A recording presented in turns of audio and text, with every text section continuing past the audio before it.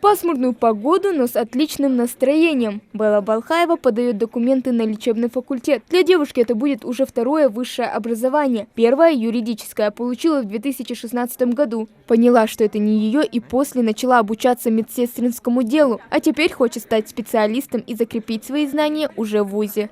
Я бы очень хотела поступить на лечебное дело, стать врачом. Я считаю, что у нас превосходные преподаватели. Я здесь училась ранее, я знаю многих преподавателей, даже я их по сей день помню, вспоминаю их.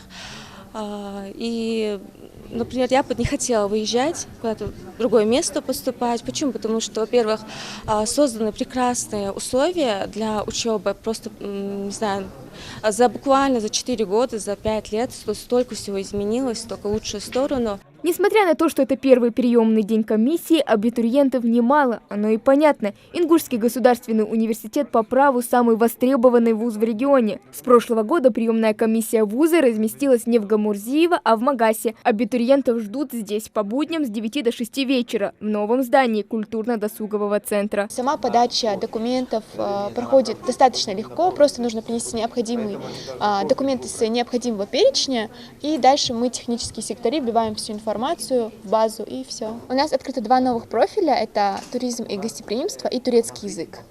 Там уже идут наборы, нужно поступать. В перечень документов входит копия аттестата, паспорта и СНИЛС, а еще фото 3×4. В новом учебном году в НГУ откроют сразу несколько новых направлений. Всего Ингушский государственный университет готов представить 924 бюджетных места. Это будущие специалисты, магистры и бакалавры. Самое главное для нас — это объяснить абитуриенту про список приоритетов. То есть он должен указывать обязательно, на какие направления он хочет поступать. И просто так указывать какое-нибудь направление нельзя.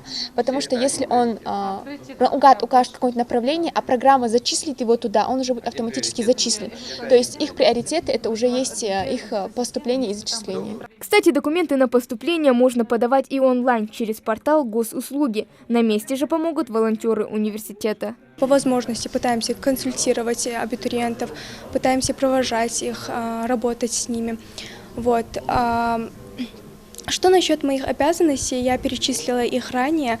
На самом деле у нас очень легкая работа, и несмотря на то, что наша приемная комиссия начала свою работу буквально несколько часов назад, у нас есть очень много желающих, которые захотели поступать именно к нам, которые не рассматривают никакой другой вуз, кроме НГУ. Для студентов университета созданы все необходимые условия. Здесь готовят будущих медиков, юристов, экономистов, химиков, лингвистов. Хава Гагиева, Сулейман Костоев. Новости 24.